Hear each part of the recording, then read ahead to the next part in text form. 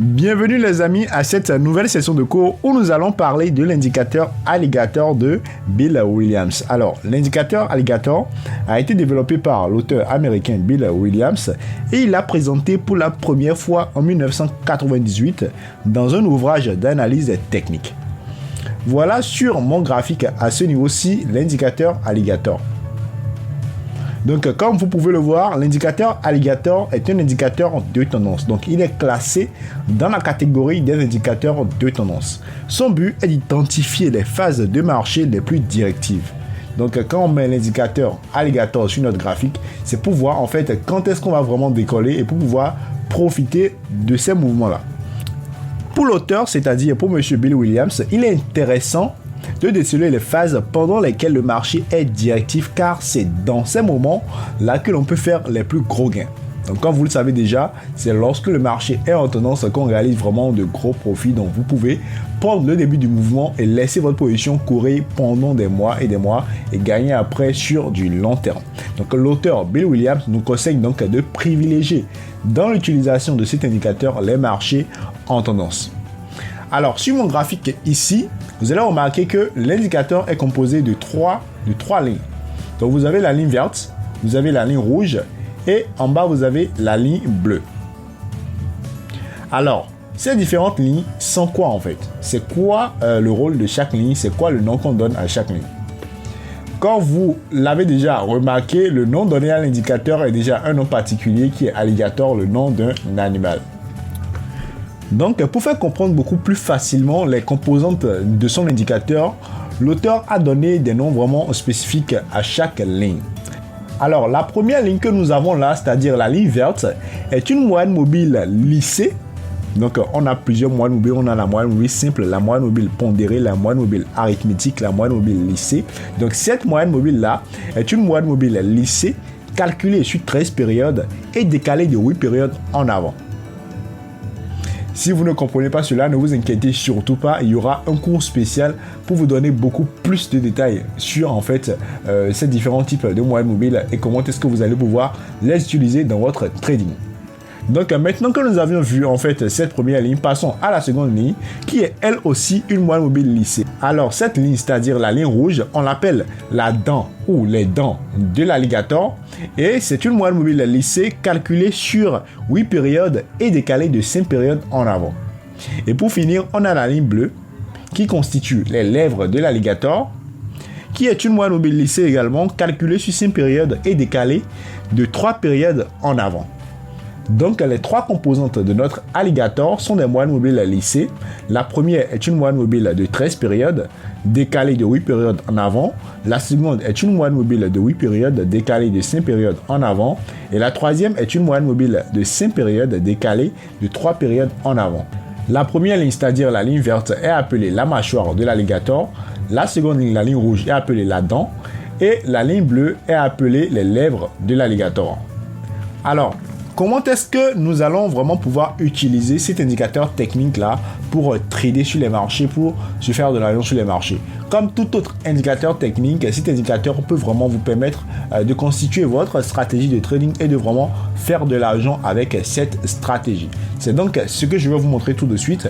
Comment est-ce que vous allez pouvoir utiliser cet indicateur de façon très facile pour déjà commencer par gagner de l'argent sur les marchés. Et comme je le dis toujours, quand je dis gagner de l'argent, c'est pas vous allez juste mettre l'indicateur, cliquer sur achat, cliquer suivant et gagner. C'est vraiment respecter la stratégie pour gagner de l'argent sur du long terme. Il y aura des fois où vous allez certainement perdre parce qu'aucune stratégie n'est rentable à 100%, mais sur du long terme, vous allez quand même obligatoirement sortir gagnant avec la stratégie que vous aurez là. Alors, sans plus tarder, commençons donc avec la stratégie sur l'indicateur alligator.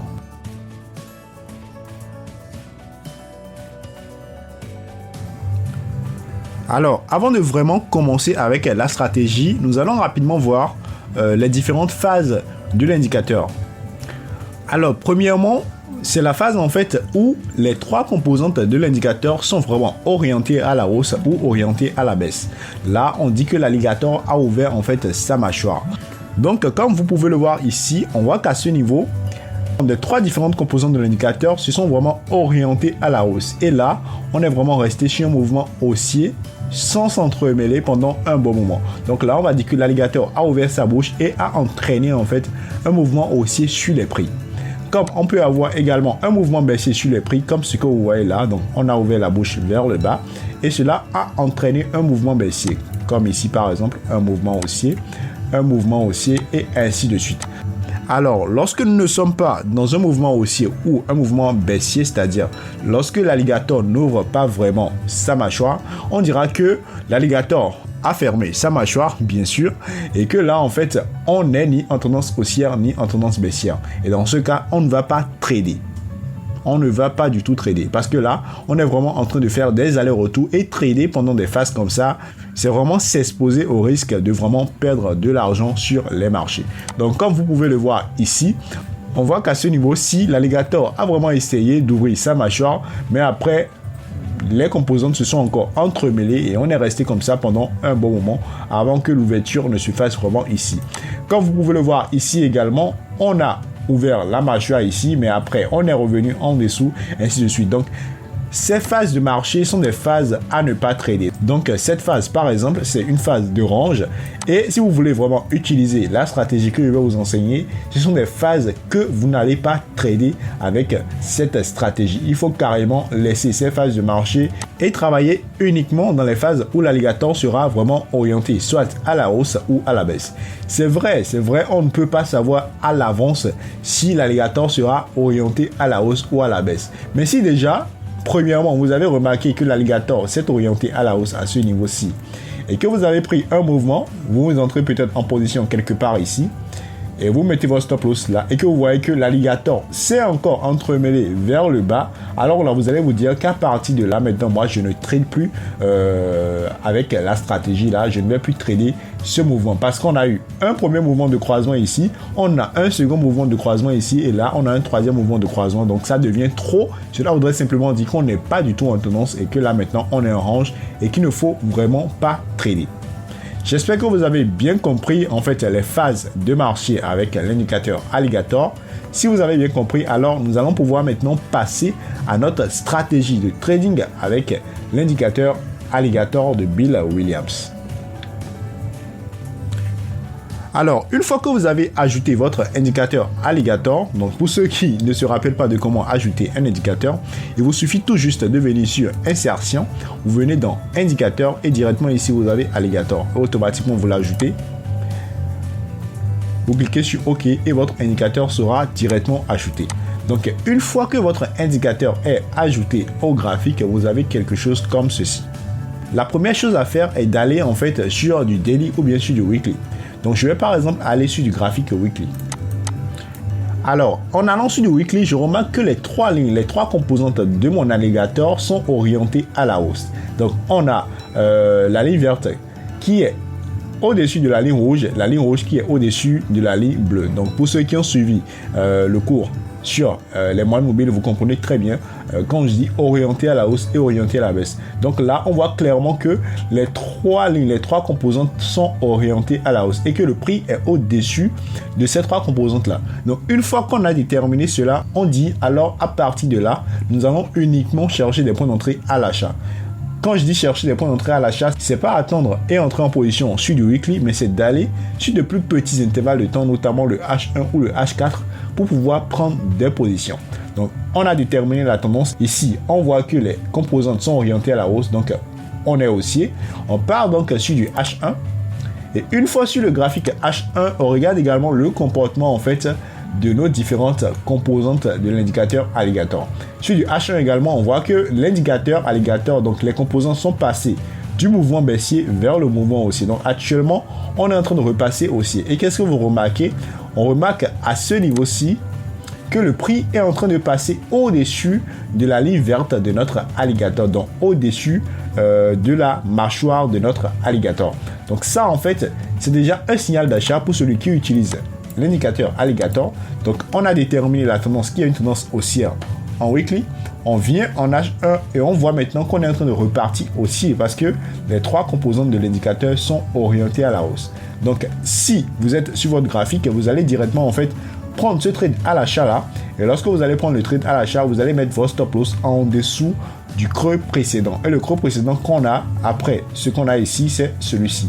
Donc vous entrez en position là, à ce niveau-ci. On entre en position ici. Voilà. On met notre stop loss en bas ici. Et pour finir, on va mettre notre TP 2 fois égal au stop loss, ou directement vous pouvez mettre votre TP au niveau de la prochaine résistance à venir.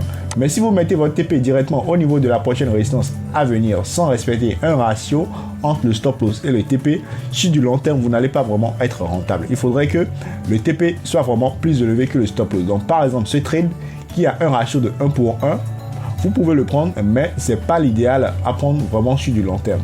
Sur le long terme, il va falloir en fait privilégier les mouvements où je prends un trade avec un stop loss de 10 pips et mon TP sera peut-être placé à 15 pips. Par exemple, sur ce trade, si vous entrez en position là, vous mettez le stop loss ici. Vous pouvez directement choisir mettre votre take profit complètement en haut ici, donc au niveau de cette résistance là. Donc là, on voit que le ratio est quand même considérable. C'est pratiquement du 2 pour 1. Et là, c'est un très bon trade à prendre. Voilà donc la stratégie très simple que vous pouvez appliquer en utilisant l'indicateur alligator.